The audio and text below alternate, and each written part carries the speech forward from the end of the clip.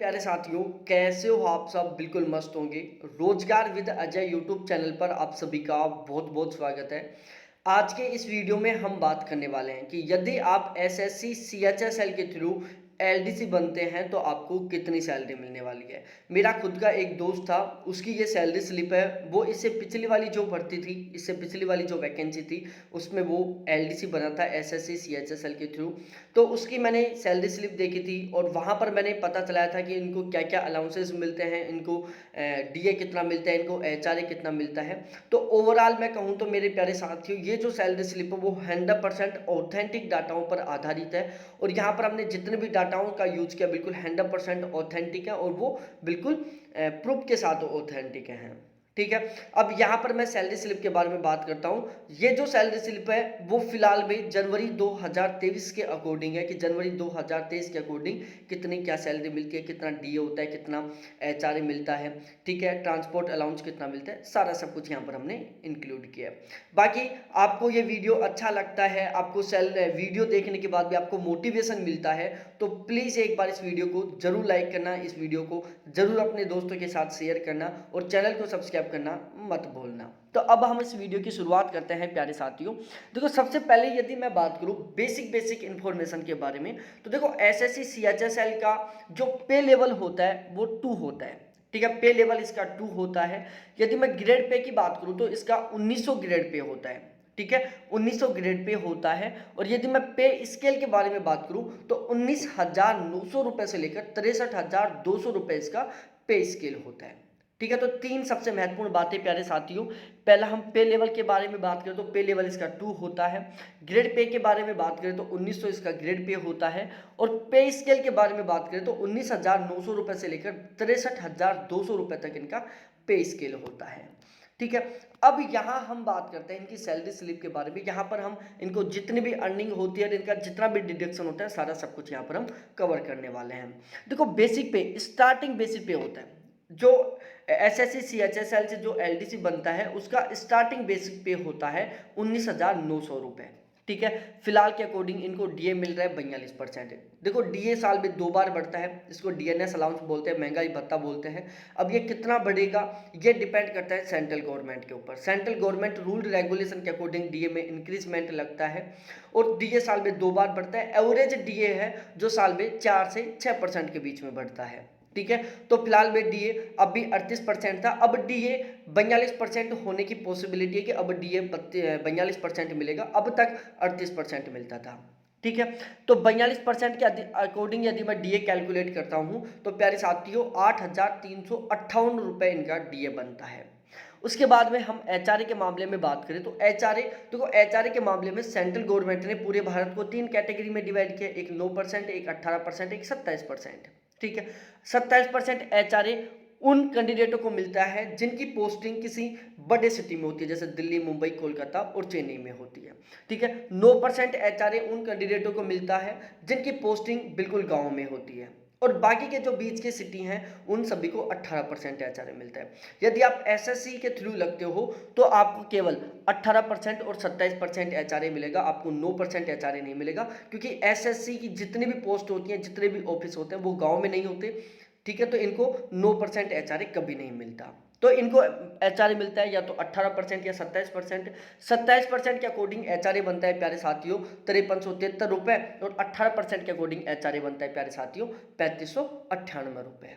ठीक है, अब उसके बाद में हम बात करते हैं टीए के बारे में। देखो, टीए का मतलब होता है ट्रांसपोर्टेशन अलाउंस। इनको आने जाने का जो ट्रांसपोर्ट होता है उसका भी खर्चा मिलता है। तो ट्रांसपोर्टेशन अलाउंस इनको फिक्स अमाउंट मिलता है 1728 रुपए। ये इनके ग्रेड पे के अकॉर्डिंग बढ़ता जाता है, इनके बेसिक पे के अकॉर्डिंग बढ़ता जाता है। जैसे जैसे बेसिक पे बढ़ता जाएगा वैसे आपका ट्रांसपोर्ट अलाउंस बढ़ता जाएगा। तो ट्रांसपोर्ट अलाउंस फिलहाल में 1728 रुपए मिल रहा है। यदि मैं डीए ऑन टीए की बात करूं, देखो इनको डीए ऑन टीए भी मिलता है। जो इनका डीए होता है, टीए होता है, उसके ऊपर भी इनको डीए मिलता है। तो इनका टीए 1728 रुपए, इसके ऊपर भी इनको डीए मिलेगा 42%। तो प्यारे साथियों 725 रुपए का इनको क्या मिल जाता है, डीए ऑन टीए मिल जाता है। इन पांचों को मिलाकर, बेसिक पे को, डीए को, एचआरए को, टीए को और डीए ऑन टीए को, इन पांचों को मिलाकर एसएससी सीएचएसएल एलडीसी का ग्रोस सैलरी तैयार होता है और ये ग्रोस सैलरी बनती है 36,084 रुपए। कितनी बन गई? 36,084 रुपए इनकी ग्रोथ सैलरी बन गई। अब होता है डिडक्शन। अब कटौती की शुरुआत होती है प्यारे साथियों।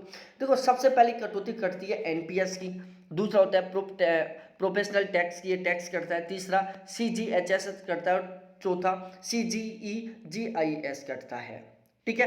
अब एनपीएस के नाम से आपको धक्का लगा होगा कि यार 2825 रुपये फोकट के कटेंगे। भाई नहीं, जब आपको मैं एनपीएस के बारे में कंप्लीट जानकारी दूंगा तो आपको एक प्राउड फील होगा कि यार एनपीएस तो जितना ज़्यादा कटे ना उतना ही मस्त होता है। देखो आपका बेसिक पे और डीए, जिस दिन आपकी पोस्टिंग होगी उसी दिन आपका गवर्नमेंट के द्वारा एक एनपीएस अकाउंट खोला जाएगा और उस एनपीएस अकाउंट में आपका बेसिक पे और डीए दोनों को मिलाकर 10% मंथली उस एनपीएस अकाउंट में काट कर ट्रांसफर कर दिया जाएगा। आपका बेसिक पे जो भी रहेगा प्लस में आपका डीए, इन दोनों का 10%, ठीक है, इन दोनों का 10% मंथली आपके एनपीएस अकाउंट में ट्रांसफर कर दिया जाएगा।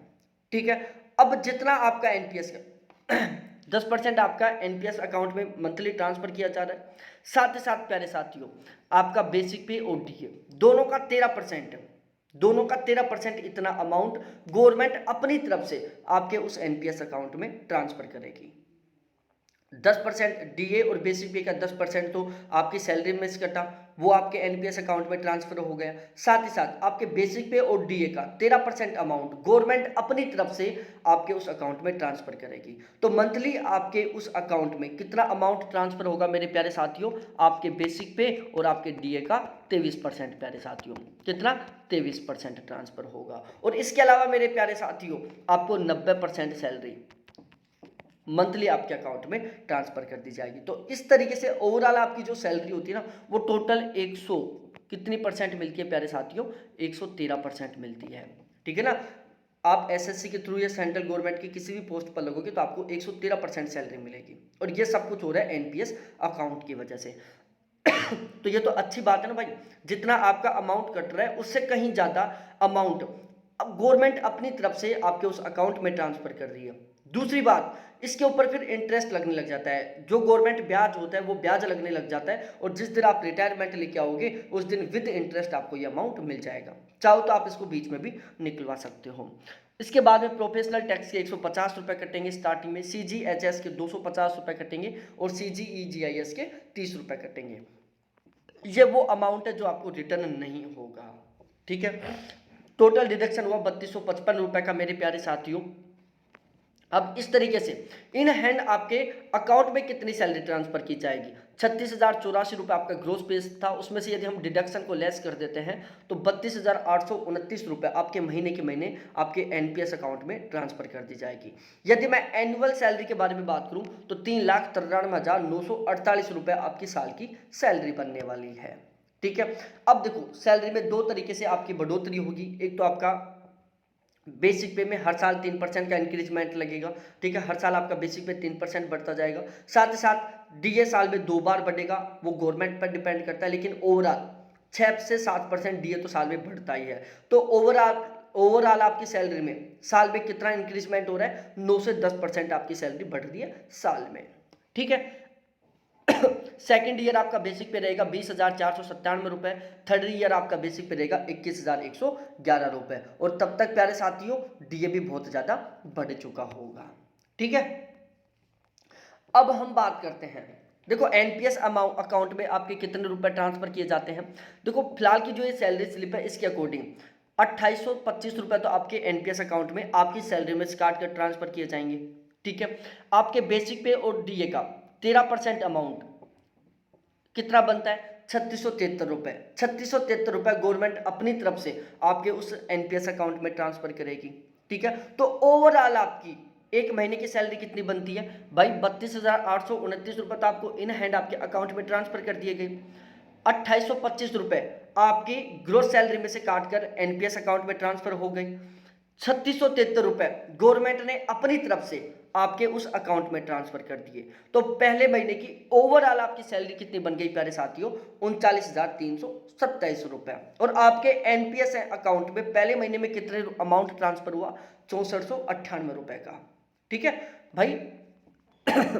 ये 13% अमाउंट कितना बनता है? 6498 रुपये, जो कि आपके पहले महीने आपके एनपीएस अकाउंट में ट्रांसफर कर दिया गया। और अब इसके ऊपर कंपाउंड इंटरेस्ट चक्रवर्ती ब्याज लगने लग जाएगा और जब आप रिटायरमेंट लेके आओगे तब आपको ये एक साथ वापस मिल जाएगा। चाहो तो आप जरूरत अनुसार इसको बीच में भी निकलवा सकते हो। ठीक है, तो ये बहुत ही इंटरेस्टिंग काम है, बहुत ही गजब की सैलरी मिलती है।